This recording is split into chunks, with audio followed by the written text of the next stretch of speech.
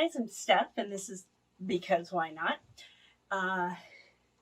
Today, getting ready to go to a friend's house for dinner. We haven't seen them in a while. It's almost Christmas time, so perfect time to pull out. I've got some freeze-dried oranges. I just did them a little while ago, that's why they're only in a Ziploc bag. For long-term storage, I do not put them in just a Ziploc bag, but I knew I was going to use them soon, so Ziploc bag is fine. And I've got some chocolate here that I'm melting in a double boiler. And I also have, again, these just came out of the freeze dryer last night. That's why they're just in a Ziploc bag. This is red velvet cheesecake from Costco into sliced pieces. And what we're going to do for a nice Christmas, bring to a friend's dinner treat is we're going to dip them in chocolate. You can use whatever kind of chocolate you like. I have a mix of a few things. I had like half a cup of chocolate chips. I had probably about 10 Hershey's Kisses. I had a quarter cup of chocolate melts and a dark chocolate bar. So hopefully that's enough to get enough for our dinner treat. So all I did to make these, look at these. Aren't they beautiful?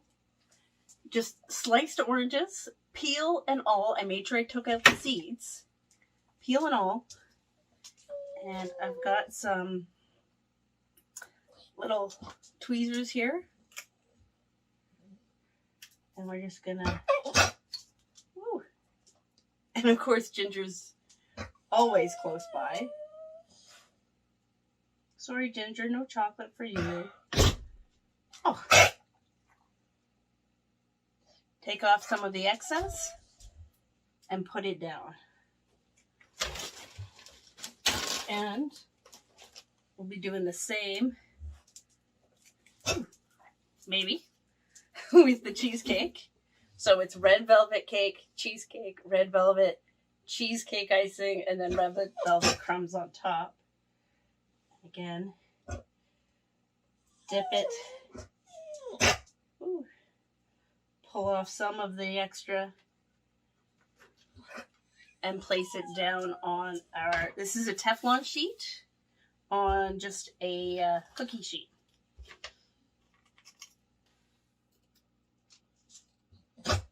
So I've been asked before, or it's come up in some of the forums, that if you dip stuff in chocolate, because chocolate has like moisture, it's not water, whether it will rehydrate whatever you dip. It does not, because it doesn't stay in such a liquid state for very long, because it dries and hardens. So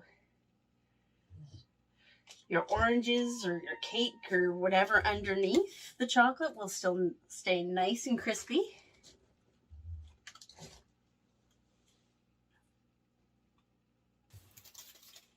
Like I said, the type of chocolate you use is really up to you. White chocolate, dark chocolate, milk chocolate, candy melts, chocolate chips, melt down your favorite chocolate bar.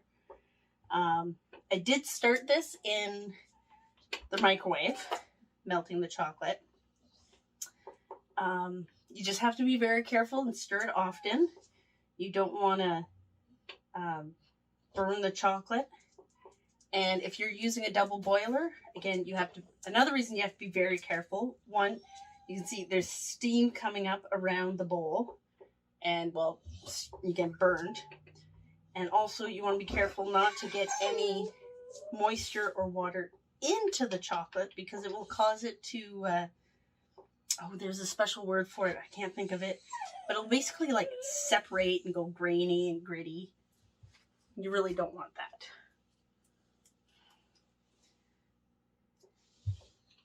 So finish off here.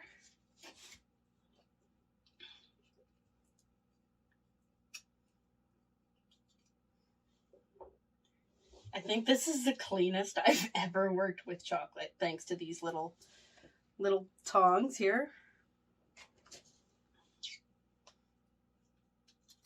Normally I'm just covered in chocolate, which isn't always a bad thing. You get to lick your fingers after, right?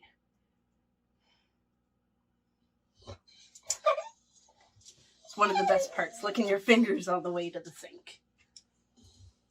And of course, wash my hands before.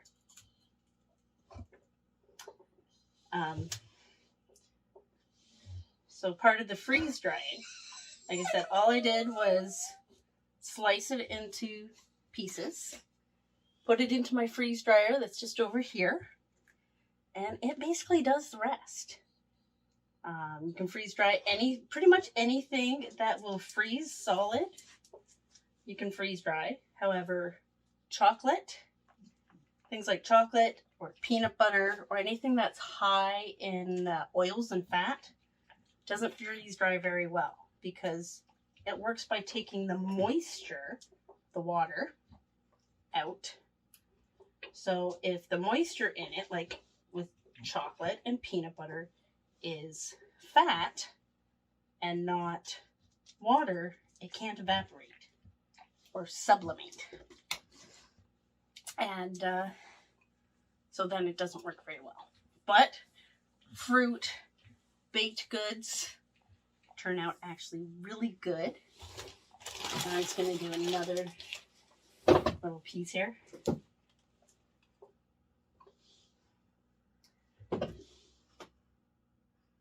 Chocolate and orange. One of the best combinations at Christmas. Because why not?